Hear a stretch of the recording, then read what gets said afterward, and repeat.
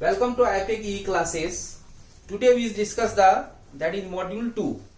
In module 2 there are various parts. In part first we discuss the steady state analysis of single phase AC circuit. But in previous module already discussed there are 8 parts, that is DC networks theory and what is the concept of DC networks and what is the active, passive, unilateral and bilateral, and what is the Thevenin theorem, Norton theorem and superposition, and what is the source transformation, what is the energy sources, what is the current division and what is the voltage division. But in module 2 that is very simple and very scoring. Okay, तो इसमें हम लोग सबसे पहले steady state analysis of single phase AC circuit, steady state analysis of single phase AC circuit. Okay, this is your module 2. Module second, part first. Okay. In steady state analysis of single phase AC circuit, first we know what is the difference between AC and DC. That means in AC there are two types of waveform. One is sinusoidal, other is non-sinusoidal. Because change in magnitude with respect to time is known as alternating current. Okay, that there are various types of waveform for sinusoidal or non-sinusoidal. In sinusoidal, this is your sinusoidal waveform. Okay, so this is change in magnitude with respect to time. That means suppose you take voltage and this is your T, that is with respect to time change in magnitude. Similarly, non-sinusoidal there is various types of waveform. Triangular, square, this is your square waveform. Square waveform. Okay, suppose this is your voltage. Similarly, non-sinusoidal that is other waveform, that is triangular waveform. This is AC. Okay, so this is sinusoidal, this is non-sinusoidal, that is rectangular, triangular and a square waveform. There are different types of non-sinusoidal waveform. This is alternating current. Similarly in DC, no change in magnitude with respect to time. That means this is your constant. That means if your voltage, okay, so this is magnitude is constant. That means frequency will be 0 for the DC. And this is your AC waveform. Okay. The next, what is the steady state analysis? Okay. In steady state analysis, we determine 4 parts. One is the effective value of the alternating current. Okay. In this waveform, why we choose input supply? That is, input supply is sinusoidal because starting from this 0. This is starting from 0. Why you not choose the cosine? Because cosine is starting from, this is cosine waveform.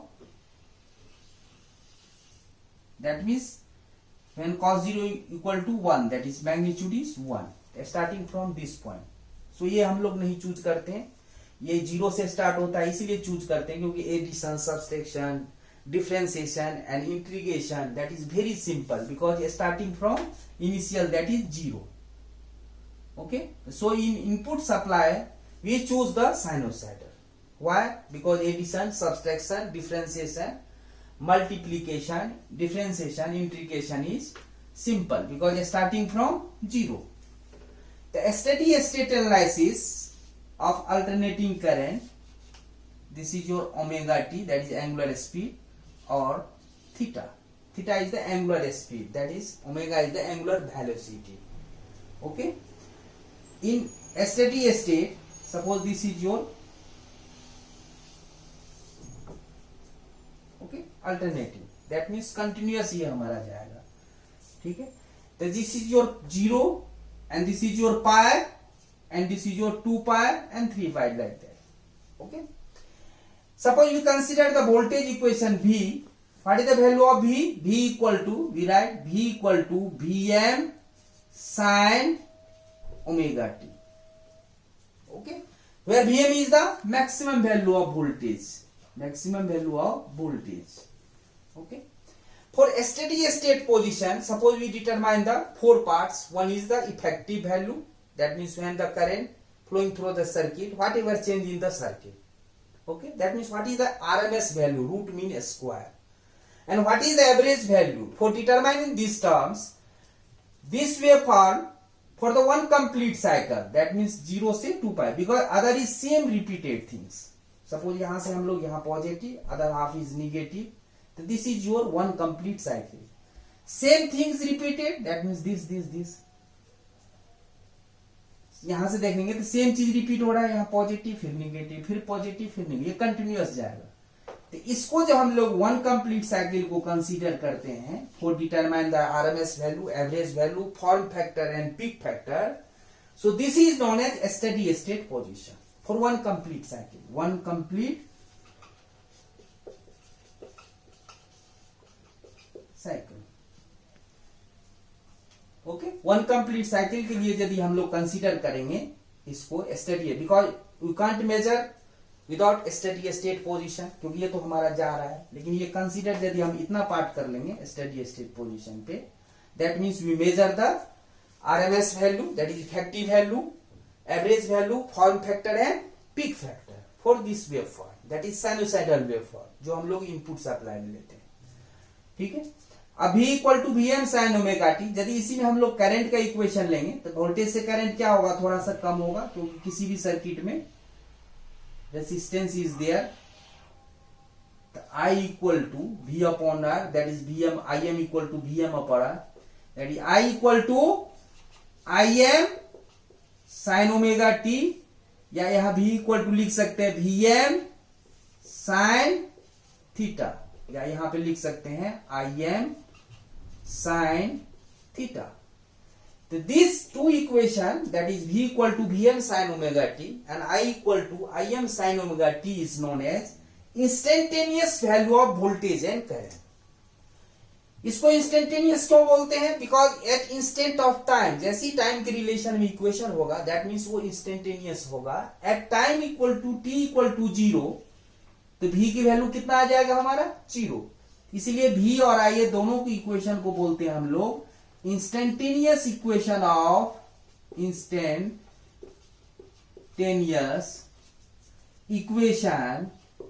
Of voltage and current, that is V equal to Vm sine omega t and I equal to Im sine omega t, या इसी चीज को लिख सकते हैं Vm sine theta, where theta equal to omega t, that is angular speed. Suppose what is the amplitude of this equation, यदि V equal to Vm sine omega t given है, where omega क्या है हमारा angular speed, that is omega equal to 2 pi into f, where f is the frequency, it is inverse of time. Frequency इसका unit क्या होगा हमारा hertz, that is equal to 1 by t, where t is the time period. Okay, t is the time period, the frequency is the inverse of time, it is the inverse of time. Omega is the angular speed, angular, that is angular velocity. Okay, so this is your steady state. Suppose find the amplitude. What is the amplitude? What is the maximum value? What is the peak value of this equation? That means peak means same चीज, that is amplitude, that is Vm। जैसे हमारा sign और cos में equation होगा instantaneous, उसका जो coefficient part होगा that is your amplitude of this equation, चाहे वोल्टेज हो या करंट हो, that is amplitude is the also known as peak value, that is maximum value of this equation. Clear है? तो Vm को मैक्सिमम वैल्यू बोलेंगे या एम्पलीट्यूड बोलेंगे या पीक वैल्यू बोलेंगे। ओके, तो from this wave form we determine their 4 parts. कितने चीज हम लोग डिटरमाइन करेंगे स्टेडी स्टेट से? first RMS value, that is root mean square value. ओके, इफेक्टिव वैल्यू जिसको बोलते हैं हम लोग, फर्स्ट डिटरमाइन करेंगे first RMS value root mean square, root mean square value, that is, या इसी को बोलते हैं effective value, effective value. Second average value,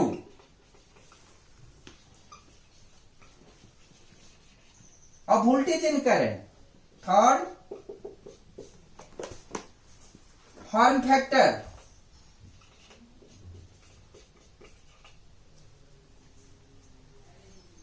and fourth peak factor.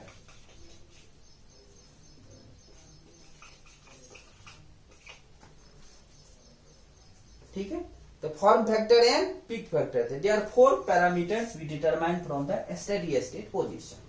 Okay, for any waveform, that is sinusoidal or non-sinusoidal.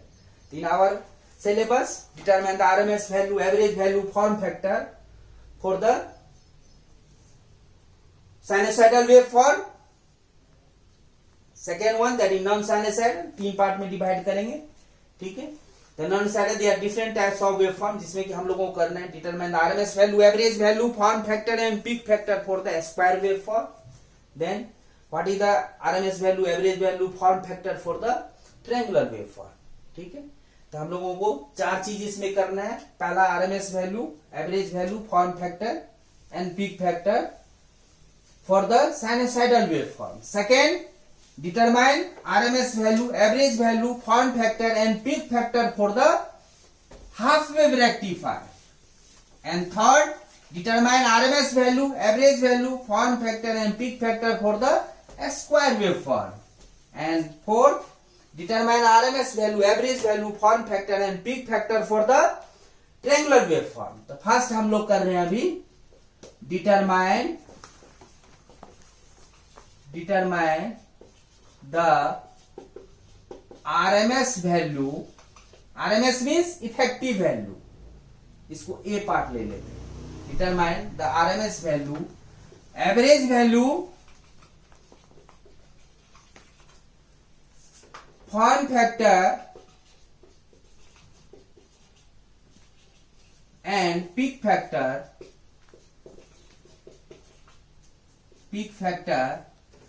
for the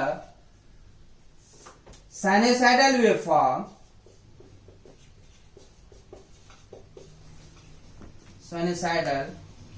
waveform, of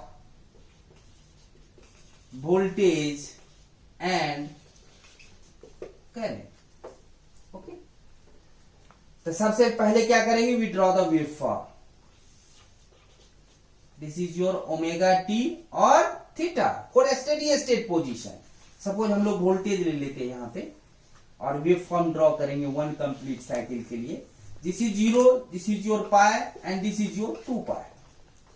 ठीक है, तो यदि हम लोग वोल्टेज ले रहे हैं तो यहां वोल्टेज का इक्वेशन क्या लिखेंगे, V equal to Vm sine omega t, या इसी को लिख सकते हैं हम लोग Vm साइन थीटा। ओके, तो V equal to Vm sine theta या V equal to Vm sine omega t. ठीक है, तो पहला यदि पार्ट हम लोग डिटरमाइन कर रहे हैं RMS value, okay, then average, then form factor and then peak factor. तो RMS वैल्यू यदि हम लोग डिटरमाइन करते हैं, that means what is the root mean square of this waveform, इसका हम लोग एरिया फाइंड कर रहे हैं सपोज। ठीक है, तो यहां पे लिखेंगे V मतलब वोल्टेज, R सफिक्स में RMS, रूट मीन स्क्वायर। तो इसका एरिया फाइंड करने के लिए, सपोज मीन स्क्वायर फाइंड करने के, that is very simple method, जो कौन सा है हमारा इंटीग्रेटिंग मेथड। तो इसका क्या होता है, 1 बाय रिपीटेशन पीरियड,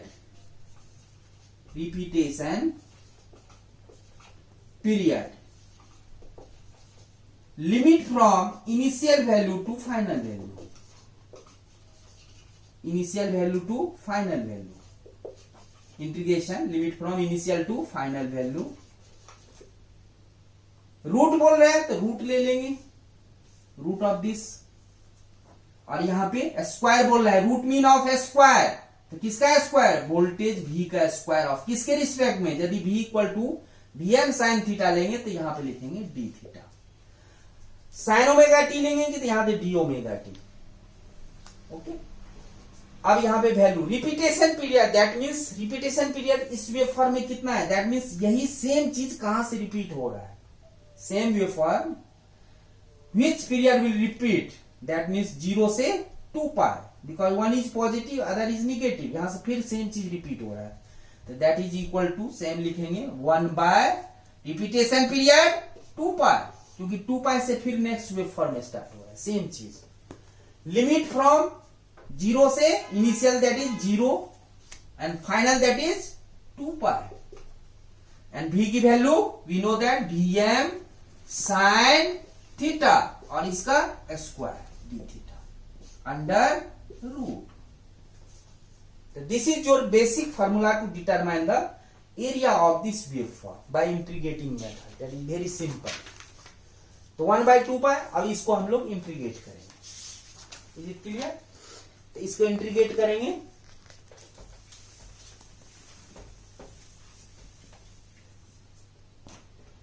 तो 1 by 2 pi limit from under root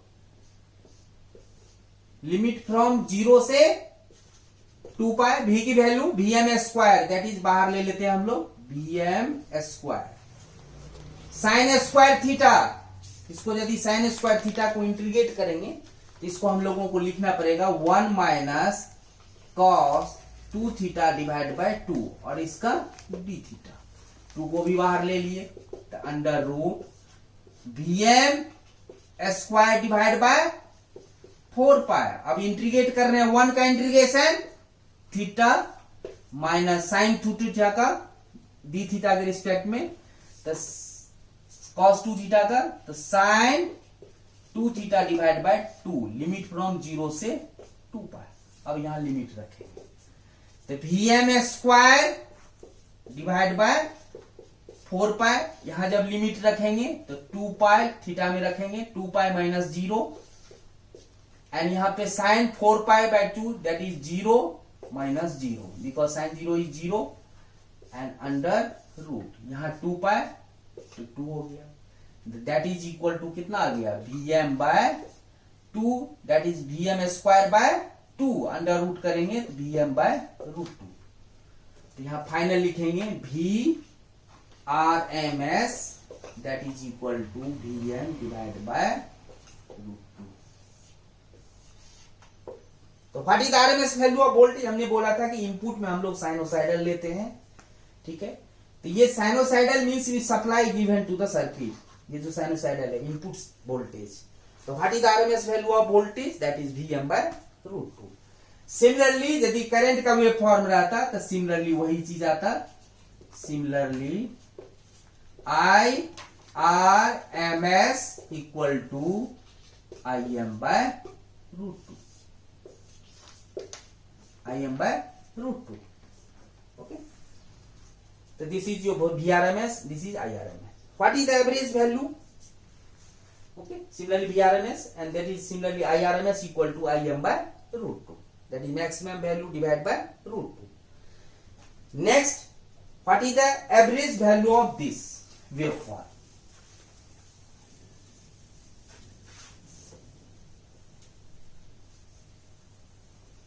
What is the average value of this waveform?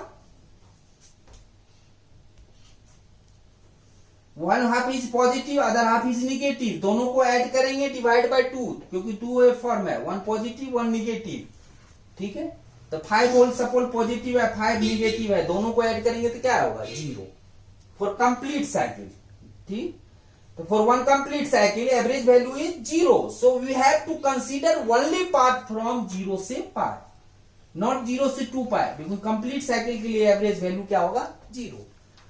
तो from this wave form V average, V मतलब वोल्टेज, एवरेज मतलब ऑफ दिस वोल्टेज, ओके, तो ओनली पार्ट फ्रॉम 0 से पाई, तो 1 by pi limit from 0 से pi and V of d theta only average value v1 v2 v3 v3 v4 v5 okay divide by जितना wave form होगा वो हम कर देंगे okay and that is equal to 1 by pi 0 से pi v की value vm sin theta vm बाहर ले लेंगे vm by pi sine theta का integration minus cos theta limit from 0 से पाई लिमिट रखेंगे that is equal to vm by pi minus cos pi minus minus plus तो minus cos pi की value -1 और minus minus plus that is 1 plus cos 0 की value 1 that is equal to v average equal to 2vm by pi similarly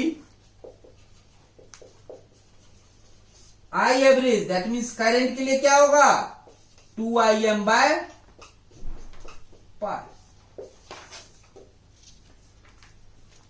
okay तो this is V average of the sinusoidal waveform. Next, what is the form factor and peak factor?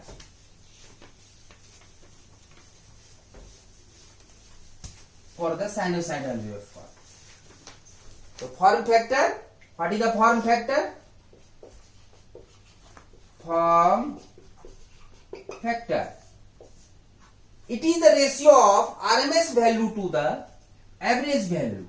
It is the ratio of RMS value to the average value. Average value is known as form factor. Form factor, and it is denoted by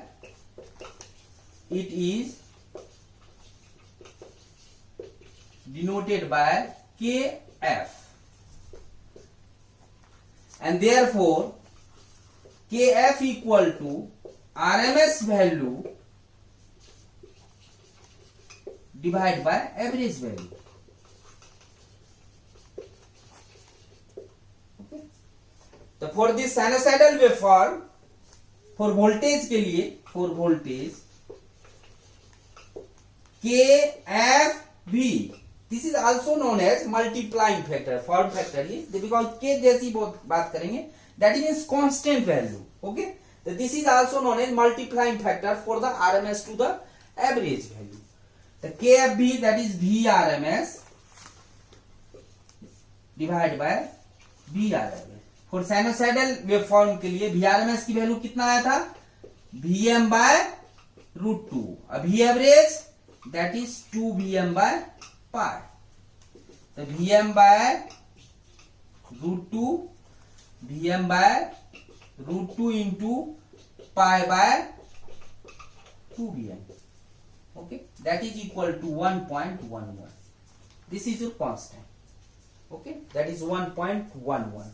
क्योंकि हमने बोलते हैं generally India में frequency कितना होता है हमारा 50 hertz. Similarly form factor for this in India that is 1.11, that is constant value. So in generating station, generator AC generator use as 11 kV, 33, 66 kV because of form factor, that is multiplying factor is 1.11. Similarly current के लिए तो KFI,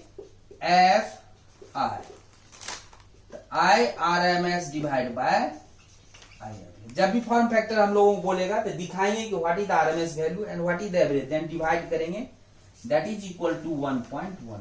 that is IM by √2 divide by 2IM pi करेंगे तो 1.11 करेंगे. Okay, तो जब भी form factor पूछेगा तो सबसे पहले VRMS निकालेंगे, देन V एवरेज, ये नहीं कि डायरेक्ट आंसर लिखेंगे 1.11. नो, ठीक है. Next, what is the peak factor?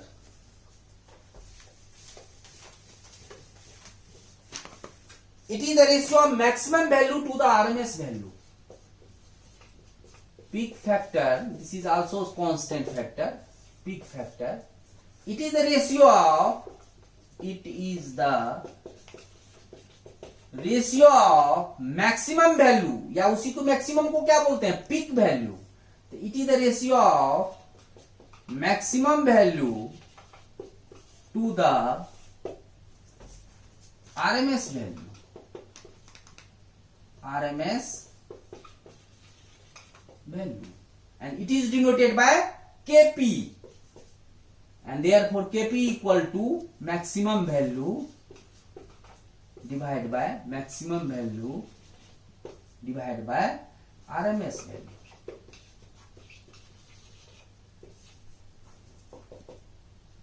And for voltage के लिए KPV, that is Vm maximum value divided by Prms. So Vm divided by Vrms for sinusoidal, Vm by √2, that is equal to 1.414. This is also constant. Similarly for current के लिए KPI, यहाँ पे लिखेंगे for current, that is Irms Im divided by Im by √2, that is equal to 1.14114. So this is your peak factor. Okay, so this is your RMS value, average value, form factor, peak factor, and for the sinusoidal waveform. Then write down the question.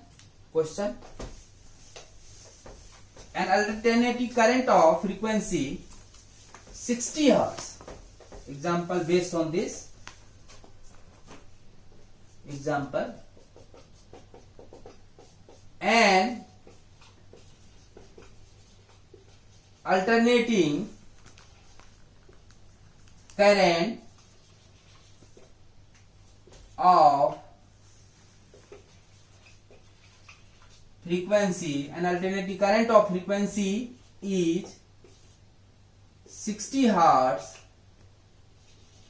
has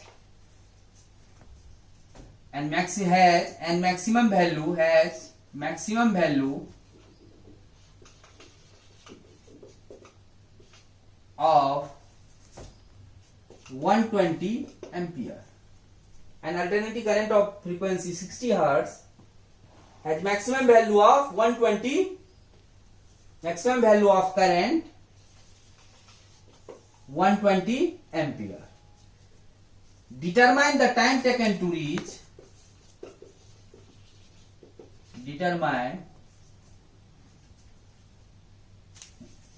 Write down the instantaneous value of current. Instantaneous value of current. Instantaneous value of current, and determine the time taken to reach. Determine the time taken to reach 96 ampere for the first time. Okay, from the given example solution. इस type के words में लिखे हुए जब भी question आएंगे, सबसे पहले हम लोग सॉल्यूशन लिखने के बाद द गिवन डाटा जरूर लिखेंगे. तो द गिवन डाटा, क्योंकि इसके भी गिवन डाटा यदि आप लिखते हैं तो इसके 1 मार्क्स है, because this question for 5 marks. Okay, alternative current of frequency F की वैल्यू कितना गिवन है, 60 hertz, and maximum value of current that is Im equal to 120 ampere. ठीक है, पहला पार्ट क्या है, write down the instantaneous value of current, that means write down the instantaneous equation of current. Okay, and determine the time taken to reach 96 ampere. That means I की value given है 96 ampere.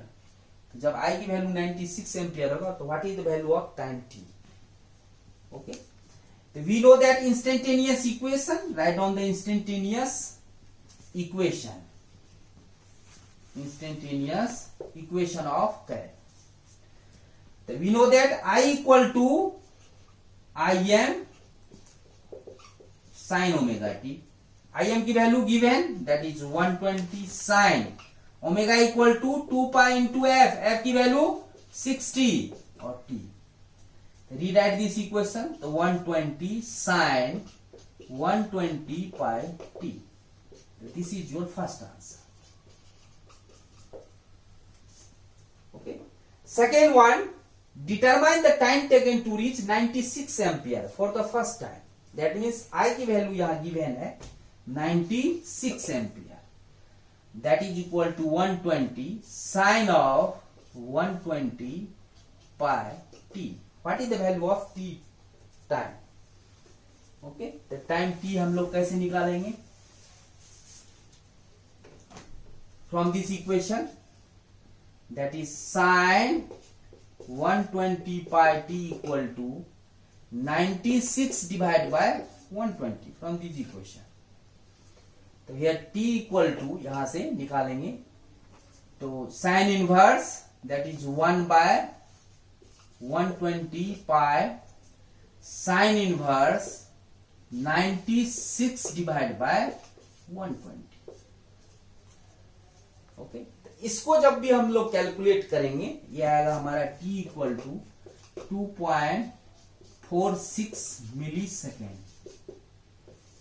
ठीक है, अब ये 2.46, ठीक है, कैसे आएगा इसको हम लोग चेक करेंगे. 2.5 या आई थिंक 2.46. तो ये ध्यान देना है इसमें कैलकुलेटर को, या तो कैलकुलेटर को आप रेडियन में चेंज करेंगे तब कैलकुलेटर के, अदरवाइज आप पाई की वैल्यू क्या लेंगे यहाँ पे 180 डिग्री में, क्योंकि पाई की वैल्यू रेडियन में 3.14 लेंगे तो गलत हो जाएगी, क्योंकि यहाँ साइन इनवर्स 96 डिवाइड बाय 120 करेंगे तो आपका वैल्यू ये साइन इनवर्स जब भी निकालते किसमें आएगा, डिग्री में. इसीलिए for any multiplication division pi taken as 180 degree for the sinusoidal मैंने any trigonometry function. Okay, otherwise गलत हो जाएगा. नहीं तो कैलकुलेटर को आप चेंज कर लीजिए रेडियन में, लेकिन कैलकुलेटर रेडियन में इसीलिए नहीं करेंगे, गलती से यदि आपको फिर से उसको डिग्री में नहीं किया तो जितने कैलकुलेशन करेंगे सब गलत हो जाएगा. तो अभी यदि हम लोग कैलकुलेट करेंगे तो 96 डिवाइड बाय 120, इसका साइन इनवर्स लेंगे तो साइन इनवर्स लिए 53.130 डिग्री आया. यहां पे लिखेंगे 53.130 डिग्री में. तो यहां 120 इंटू पाई की वैल्यू डिग्री में रखेंगे 180, तो divide by 180 divide by 120, 2.45 okay milli second 10⁻³ तो this is your answer. Okay, otherwise आप कैलकुलेटर को उसमें, तो ये चीज इंपॉर्टेंट है जो आप लोग नोट कर लेंगे. For any trigonometry function multiplication and division pi taken as 180 degree. For trigonometry function चाहे साइन और कॉस टेन कोई भी चीज रहेगा तो पाई की वैल्यू हम लोग लेंगे 180 डिग्री. ट्रिगोनोमेट्री ये नहीं कि 2Vm/π है तो वहां भी पाई की 180, ना वहां 3.14. जहां पे साइन और कॉस ट्रिगोनोमेट्री फंक्शन होगा pi taken as 180 degree. That is very very important. Otherwise you can change the calculator in radian. Okay, तो this is your part 1 of the module 2. Next we discuss the what is the RMS value, average value, form factor and peak factor for the half wave rectifier, square and triangular. Okay, thank you very much. Thank you.